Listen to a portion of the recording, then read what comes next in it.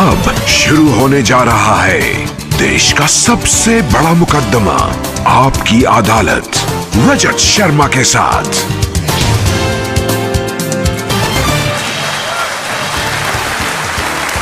नमस्कार, आपकी अदालत में आपका बहुत बहुत स्वागत है। आपकी अदालत में हम ऐसे लोगों को इनवाइट करते हैं जिनको लेकर जनता के मन में उत्सुकता रहती है, जिनसे लोग सवाल पूछना चाहते हैं, जिनके बारे में लोगों के मन में क्यूरियोसिटी होती है। पिछले दिनों मैं जहां भी गया, लोगों ने मुझे एक शख्स के बारे में कहा, आप इन्हें आपकी अदालत में बुलाइए, और मैं भी सोचने के लिए मजबूर हो गया, ये कौन है जिसके बारे में हर पब्लिक फंक्शन में लोग मुझे कहते हैं, जिसके बारे में लोग मैसेज भेजते हैं, दर्शकों की बार बार मांग आती है। पता किया, इनकी सोशल मीडिया पर काफी फॉलोइंग है। जब ये अपने घर से बाहर निकलते हैं तो सड़क पर ट्रैफिक जाम हो जाता है, लाखों लोगों की भीड़ इकट्ठा हो जाती है। इस शख्स को आपकी अदालत में आमंत्रित कर रहा हूं। प्लीज वेलकम बागेश्वर धाम के प्रमुख धीरेन्द्र कृष्ण शास्त्री।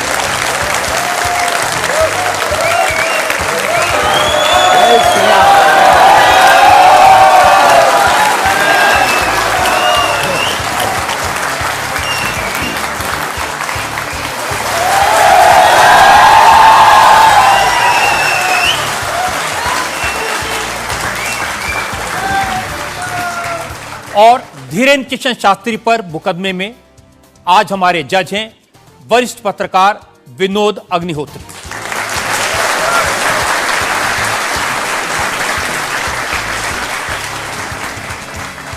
इससे पहले कि मुकदमा शुरू करें, इल्जामात सवालात का सिलसिला शुरू करें, आज के जज विनोद अग्निहोत्री की इजाजत चाहेंगे आज की कार्रवाई शुरू करने के लिए। इजाजत है मुकदमा शुरू करने की। और इससे पहले कि पहला इल्जाम लगे शास्त्री जी पर, एक नजर डालते हैं शास्त्री जी के लाइफ पर। आजकल पूरे देश में बागेश्वर धाम के प्रमुख धीरेन्द्र कृष्ण शास्त्री की बहुत चर्चा है। कोई उन्हें चमत्कारी कहता है, कोई उन्हें अंतर्यामी कहता है, कुछ लोग उन्हें पाखंडी कहते हैं, लेकिन धीरेन्द्र कृष्ण शास्त्री खुद को पक्का सनातनी बताते हैं। अब हिंदू एक हो जाओ, सनातनी एक हो जाओ, यही हम चिल्ला रहे हैं कब से। शक्ति का प्रभाव दिखाना यही हमारा उद्देश्य है। धीरेन्द्र कृष्ण शास्त्री का दावा है कि उनके ऊपर बजरंगबली की विशेष कृपा है। वो भक्तों का दुख दर्द सिर्फ अपने इष्ट तक पहुंचाते हैं। चूंकि भक्तों पर कृपा बरस रही है, इसलिए धीरेन्द्र कृष्ण शास्त्री का प्रताप भी बढ़ रहा है। उनके भक्तों की संख्या अब लाखों में है। धीरेन्द्र कृष्ण शास्त्री सिर्फ 26 साल के हैं। साल 2 साल में ही बागेश्वर धाम के पीठाधीश्वर के रूप में वे विख्यात हो गए। अब बड़े बड़े मंत्री और अफसर भी उनके दरबार में हाजिरी लगाते हैं। धीरेन्द्र कृष्ण शास्त्री सबसे पहले नजरों में आए जब संस्कार टीवी पर उनकी भागवत कथा दिखाई जाने लगी। फिर वो चमत्कार भी दिखाने लगे। 21वीं सदी के इस कथावाचक के वीडियो आजकल हर मोबाइल में है। बाबा इंस्टाग्राम से लेकर फेसबुक तक हर जगह छा चुके हैं। जैसे जैसे धीरेन्द्र कृष्ण शास्त्री की लोकप्रियता बढ़ी तो विवाद भी सामने आ गए। धीरेन्द्र कृष्ण शास्त्री का दावा है कि वो कोई पैसा नहीं लेते। जो उनके दरबार में आना चाहता है उसे सिर्फ हनुमान जी के यहाँ नारियल बांधकर अर्जी लगानी पड़ती है। धीरेन्द्र कृष्ण शास्त्री एक अच्छे वक्ता हैं। अब उनका संकल्प है कि वो सनातन धर्म को घर घर पहुंचाएंगे और भारत को हिंदू राष्ट्र घोषित करवाएंगे। आपकी अदालत में धीरेन्द्र कृष्ण शास्त्री अपना मुकदमा खुद लड़ेंगे। तो आइए शुरू करते हैं आज का मुकदमा। आपकी अदालत में पहला इल्जाम धीरेन्द्र कृष्ण शास्त्री पर। आपकी अदालत में बागेश्वर धाम के प्रमुख धीरेन्द्र कृष्ण शास्त्री पर आरोप है कि ये पब्लिसिटी के लिए स्टंट करते हैं। शास्त्री जी, बहुत सारे लोगों ने मुझे कहा कि आपको आपकी अदालत में बुलाएं, सोशल मीडिया पर आपकी मैंने देखा बहुत लंबी चौड़ी फैन फॉलोइंग है, 40 लाख लोग आपको फॉलो करते हैं। बहुत सारे वीडियोस मुझे लोगों ने भेजे। आप सड़क पर निकलते हैं तो चारों तरफ भीड़ लग जाती है। तो एक वीडियो मैं जनता को दिखाना चाहता हूं जो आपके लोगों ने मुझे भेजा है।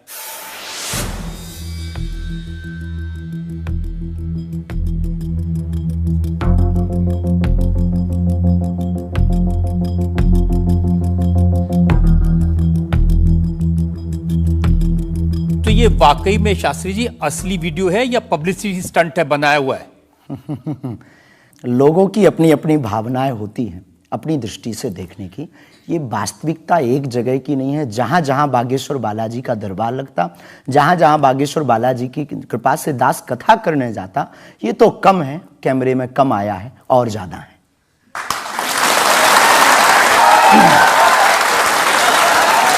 लेकिन 26 साल की उम्र में इतनी चर्चा, इतनी पब्लिसिटी, ऐसा क्या है आप में? जिसका गुरु बलवान होता है, चेला पहलवान होता है। जो लोग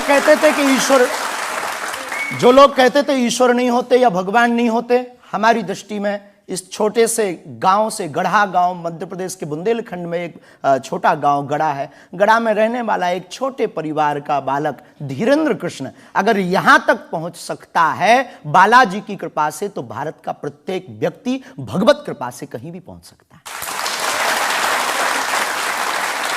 आपने ये नहीं बताया कि यहां तक कैसे पहुंच गए हैं। ये जो लोग हैं, जो फॉलो करते हैं, जो आपके बारे में इतनी बातें करते हैं, ये क्यों करते हैं? क्या है आप में? बागेश्वर बालाजी की कृपा वो सब पर है। लेकिन आप अगर कहेंगे, क्योंकि आपसे जीतना तो बड़ा मुश्किल है, हम पहले आपको साफ कर दें कि चूंकि आपका नाम तो रजत शर्मा जी है, लेकिन हम आपको दयालु नाम से, क्योंकि हमारी भारतीय परंपरा में बड़ों का नाम नहीं लेते, तो हम आपको दयालु कहकर संबोधित करेंगे, अगर बुरा ना लगे तो। नहीं, आप कुछ भी करिए। वैसे हम आपके यहाँ आज मेहमान हैं, तो ये हमारा अधिकार भी है। तो दयालु जी, हमारे ऊपर, सबके ऊपर बागेश्वर बालाजी की कृपा है।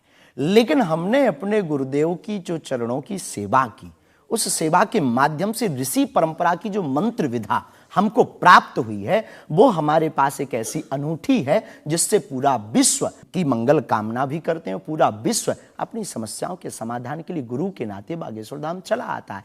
शायद इसीलिए लोग हमारे पास आते हैं। मैंने तो ये देखा कि जब से आप संस्कार टीवी पर आना शुरू हुए और लोगों ने आपके प्रवचन सुने, उसके बाद लोकप्रियता बड़ी तेजी से बढ़ने लगी। हाँ, ये कह सकते हैं माध्यम है, परंतु देखो साधन है, साध्य नहीं। दरबार 3 पीढ़ी से लग रहा, हमारे दादा गुरु जी भी लगाते थे, हम भी 11 साल से लगा रहे। नजर आपकी आज पड़ी है अब इसमें, और हमें ये लगता है कि इसमें ये हमारी गलती नहीं है, देखने वाले की गलती है। बड़ी देर से देखा है हमें, हम तो पहले से ही गुरु कृपा से चमकदार थे।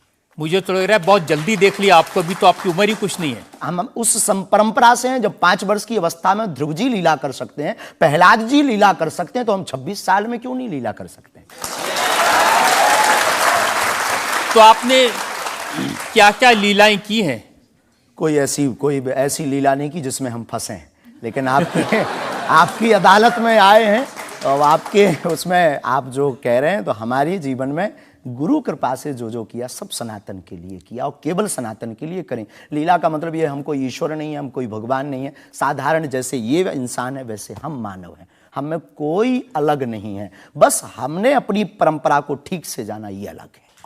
आप जब स्कूल में पढ़ते थे तो जैसे बाकी छात्र होते हैं ऐसे ही थे लगभग, और मास्टर जी कहते थे ये स्कूल में ना आए तो अच्छा है, इतना शरारती है? हाँ, उपद्रवी तो थोड़ा थे, क्योंकि हम जाते थे तो एक तो बहुत कम जाना होता था, लेकिन बहुत गंभीर और सौम्य भाव से हम जाते थे, और लोगों की भावनाएं हमारे पास रहती थी। चूंकि हमारे दादा गुरु का नाम बहुत प्रसिद्ध था, तो दादा गुरु के कारण लोग हमको भी प्रेम देते थे, स्नेह देते, दुलार देते। हमारे दादा गुरु जी को हनुमान जी का 2 बार साक्षात्कार हुआ, ऐसा हमने माना, और उनके अनुयायियों ने माना। तो हम जब स्कूल में जाते थे, तो बचपन से ही बड़ी कृपा थी, तो लोग, बच्चे हमारे पास आते थे, सब क्लासें एक साथ हो जाती थी, 9वीं 10वीं 8वीं सब एक हो जाती थी, जिसमें हम बैठते थे। अच्छा महाराज जी बताइए हमारी कितनी परसेंटेज बन रही है? तो हम वो बचपना उस वक्त ऐसा भाव रहता था दिखाने का। अब तो बहुत गंभीर हो गए, लोगों ने कह करके हमें बड़ा गंभीर बना दिया। तो वो भाव रहता, अच्छा ठीक है तेरी प्यारे 56% बन रही और मेहनत कर 60 हो जाएगी। तो कौन हनुमान जी बताते थे कितनी परसेंटेज? गुरु प्रेरणा हमसे कोई शक्ति बात नहीं करती है, कोई सामने नहीं हमारे पास बैठती है, हमें तो अनुभव होता है, प्रेरणा होती है। जो ऋषि परंपरा में प्रेरणा है, जो हमारे भारत में अनेकानेक महापुरुष, तो हमको प्रेरणा लगती है, ऐसा अनुभव होता है कि ऐसा होगा। जैसे हमें प्रेरणा लग जाती है कि ऐसा होगा, वो हम लिख देते हैं और इष्ट कृपा से और अपने इष्ट के प्रति आस्था से वो बात सत्य निकलती है। हमारा जीवन भी बड़ा अभाव से गुजरा। एक छोटी झोपड़ी रहती थी, वो भी झोपड़ी कच्ची झोपड़ी, उसमें पिताजी रहते थे, हमारी माँ, हमसे छोटी बहन और उससे छोटा भाई, 5 लोग उसमें रहते थे। उसी में भगवान को स्थान था। दादा गुरुजी निर्मोही अखाड़ा से साधु थे, तो उन्हें परिवार से ज़्यादा मतलब नहीं था। तो बड़ा अभाव में गुजरा हमारा जीवन, बहुत विचित्र स्थितियों में गुजरा। लेकिन अभाव ने प्रभाव की महिमा बताई और आज प्रभाव ने हमें अभाव की महिमा बताई। तो आप कह रहे हैं कि जब छात्र थे तो साधारण छात्र थे जैसे बाकी बच्चे होते हैं, वैसे आज घर परिवार वैसा था जैसे बाकी लोगों का होता है। कोई नई बात नहीं, कोई ऐसा, हम कोई ईश्वर नहीं है, हम संसार से कोई अलग से ब्रह्मा जी की फैक्ट्री से सेट नहीं भये। हम जैसे दुनिया है वैसे हम हैं। बस गुरु परंपरा और हनुमान जी की कृपा क्या होती है, शायद हनुमान जी ने और गुरु ने हमको चुना ये ललकार कर बताने के लिए, हमें लगता है हमारा। इस देश में तो बहुत सारे लोग हैं जो हनुमान जी के भक्त हैं, करोड़ों लोग। हाँ, मंगलवार को शनिवार को मंदिरों में जाते हैं, व्रत रखते हैं, प्रसाद चढ़ाते हैं। तो हनुमान जी ने आपको क्यों पकड़ा? कुछ ज्यादा ही घनिष्ठता होगी हमारी, उनको ज्यादा मोहब्बत हम पर आई होगी। लेकिन इस करोड़ों लोगों में हनुमान जी के लाखों भक्त हैं। उन्होंने अपने लिए मांगा और हमने पूरी विश्व के लिए मांगा। इसीलिए हमें लगता है कि हम में और बाकियों में अंतर है। देखिए आपने क्या मांगा, इसके कुछ वीडियोस मैंने देखे हैं। वाह। आप लोगों से कह रहे हैं कि आपके पास जितना चाहे दान दे दो, अपना मकान दे दो, फ्लैट दे दो, बंगला दे दो, घोड़ा दे दो, गाड़ी दे दो, सोना चांदी, बैंक एफडी, मंगलसूत्र, अंगूठी, लुगाई लड़का छोड़ के सब मुझे दे दो। ये हमारा डिस्क्लेमर रहता है दरबार के पहले का। लोगों को जो भावनाएं रहती हैं कि गुरु परंपरा के लोग और साधु लोग दरबार इसलिए लगाते हैं, भगवान को इसलिए रखते हैं कि ये कमाई का जरिया बनाते हैं। और हमने अपने दरबार में बैनर लगा करके वो माइक पर ठोक करके बोलते हैं कि यहाँ किसी भी प्रकार का शुल्क, फीस, दक्षिणा नहीं लगता। पर अगर तुम शिष्य मानते हो अपने आप को और हम गुरु हैं, तो गुरु परंपरा के नाते अगर कुछ भी तुम दे दो, अगर आप भी इंडिया टीवी का ये हाउस हमारे नाम करें, हमें कोई दिक्कत, हमें कोई दिक्कत, और लेते भी हैं। लेना बुरा नहीं है, उपयोगिता बुरी है। लेकर के उसका सदुपयोग करते या दुरुपयोग करते। हम लेते हैं, कोई अगर देता है तो स्वीकार करते गुरु के नाते। हम उस परंपरा से हैं जहां अंगूठा तक दान गुरु को दे दिया जाता है, हम भी लेते हैं। कितना कमा लेते हैं? हमारी तो कोई फिक्स कमाई नहीं है, क्योंकि हमारी कोई कंपनी या बिजनेस नहीं है। कोई चढ़ा जाता है, हमारे पास करोड़ों सनातनियों का प्यार, लाखों करोड़ों लोगों की दुआएं, हजारों संतों का आशीर्वाद, इतनी कोई हमारी हिसाब कमाई किताब तो रखता होगा ना कि कितना पैसा आया। जितने सनातनी उतनी कमाई, हिसाब आप लगाओ।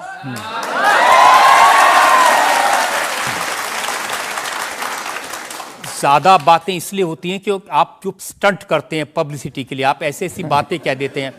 आप कहते हैं कि बिना वीजा के हनुमान जी रावण की लंका में घुस गए थे।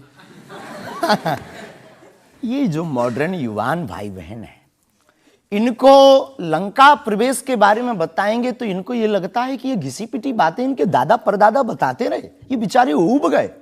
इनको कुछ ऐसा चाहिए कि उस अध्यात्म से कनेक्ट हो पाए। जैसे रावण ने मुझसे फोन पे बात की। हाँ बिल्कुल, हम वही बोलने ही वाले थे। लगता है आज हमारी शक्ति आपके पास पहुंच गई। तो हमें आपको समझाना है, रावण से फोन का बात का मतलब सबके अंदर रावण बैठा है। कोई ऐसा दुनिया में नहीं जो गलत कृत्य देख रहा, गलत कर रहा और सच जानते हुए चुप है, वो रावण की दृष्टि का आदमी।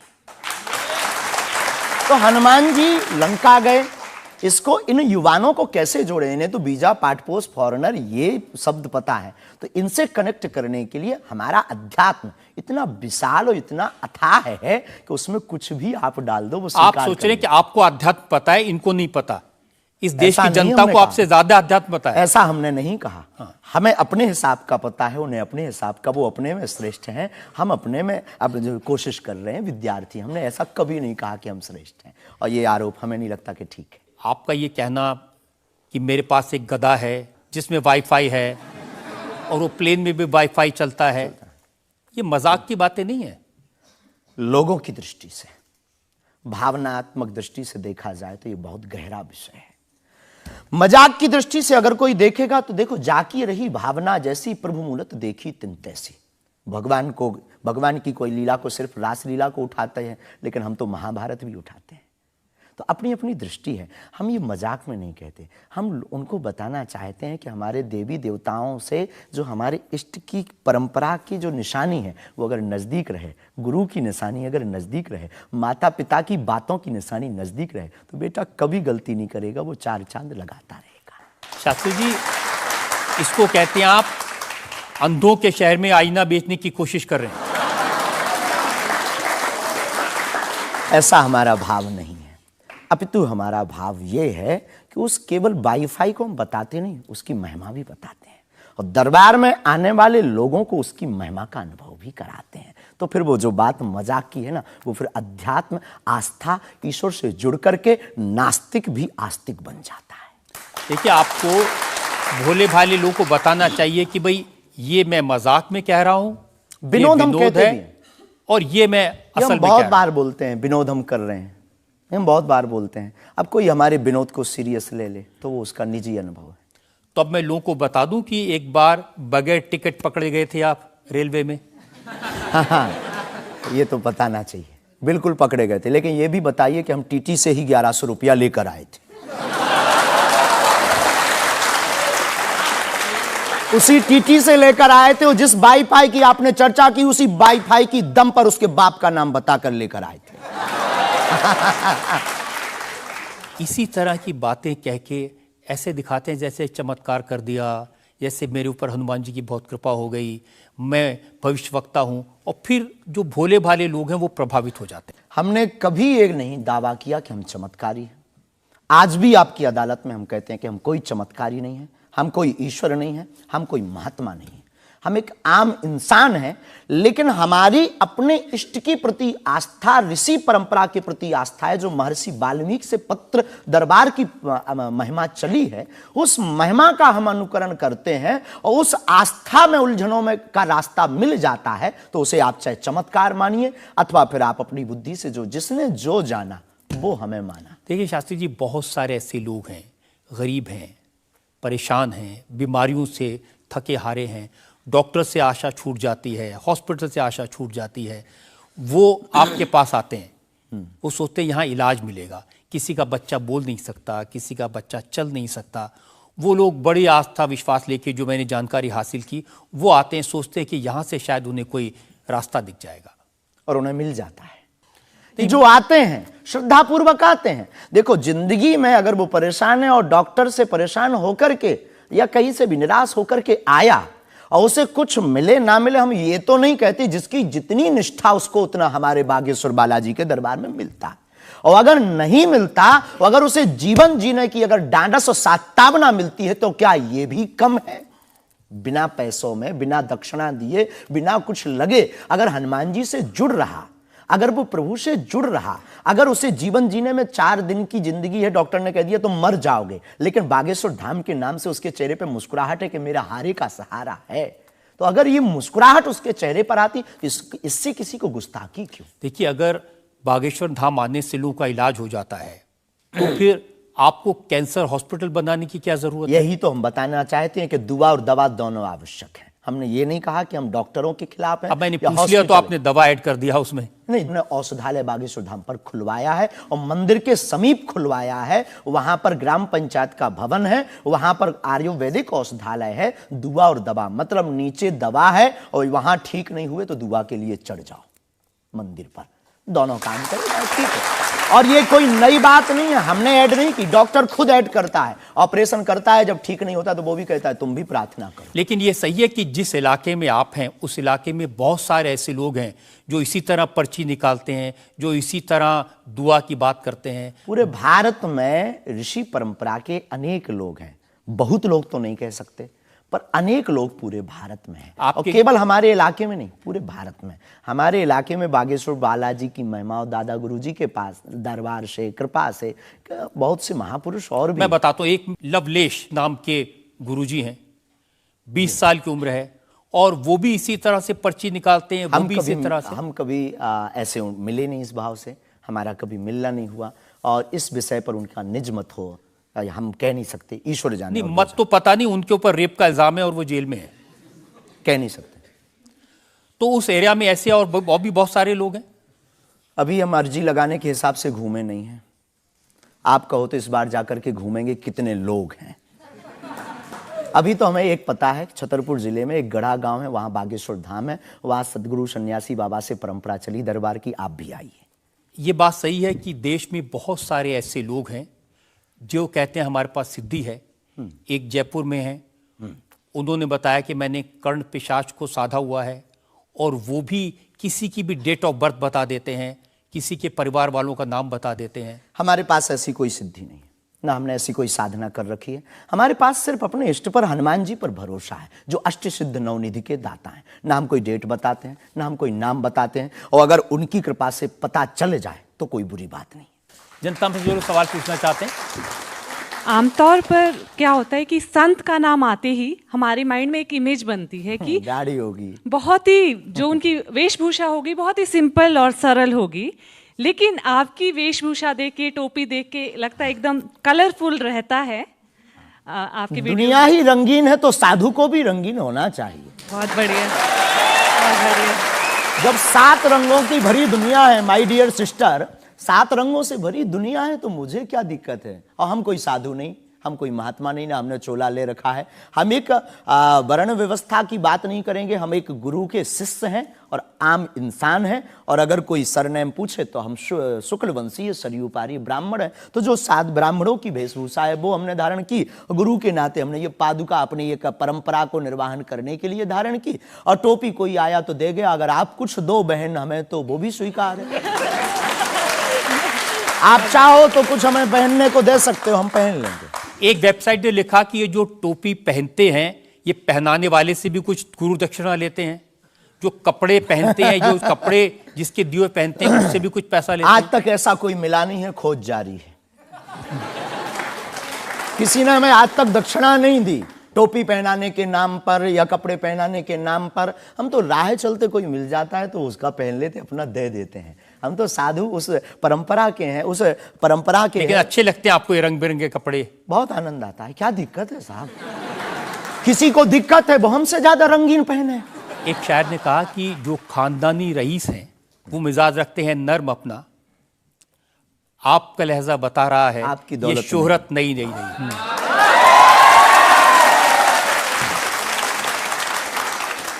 लोगों को लगता है, हमें लगता है कि हमारे जीवन में न हमें धन प्रिय है, न मान प्रिय है, न सम्मान प्रिय है, हमें हनुमान प्रिय है। और हमने जब से जन्म लिया तब से हम धनवान हैं, क्योंकि हमारे हनुमान हैं। और दुनिया का प्रत्येक हनुमान भक्त धनवान है जिसके जीवन में हनुमान है।